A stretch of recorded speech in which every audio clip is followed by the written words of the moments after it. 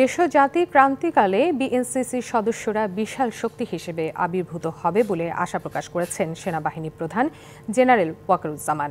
দুপুরে সাভারের বাইপাইলে বাংলাদেশ ন্যাশনাল ক্যাডেট কোর বিএনসিসির ট্রেনিং একাডেমিতে একথা বলেন সেনাপ্রধান।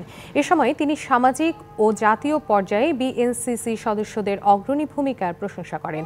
এর আগে বিএনসিসির একাডেমিক ভবন উদ্বোধনী অনুষ্ঠানে সেনাপ্রধানকে গার্ড অফ অনার দেন বিএনসিসি সেনা, নৌ ও বিমান শাখার চৌকস দল।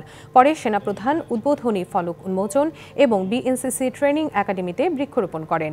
এছাড়া সকালে সাভার সেনানিবাসের সিএমপি সেন্টারে বাৎসরিক অধিনায়ক সম্মেলনে যোগ দেন সেনাপ্রধান। দেশ এবং জাতির ক্রান্তিকালে তোমরা একটা বিশাল শক্তি হিসাবে আবির্ভূত হবে, এ ব্যাপারে আমাদের কোনো সন্দেহ নাই। এখন পর্যন্ত 23,000-এর মতো সদস্য, এটাকে এই প্রতিষ্ঠানটাকে আরো ছড়িয়ে দিতে হবে। তাহলে এই ছাত্র সমাজের শৃঙ্খলা, কর্তব্যবোধ, ন্যায় নিষ্ঠা ইত্যাদি এই জিনিসগুলো অনেক উন্নতি করা সম্ভব হবে।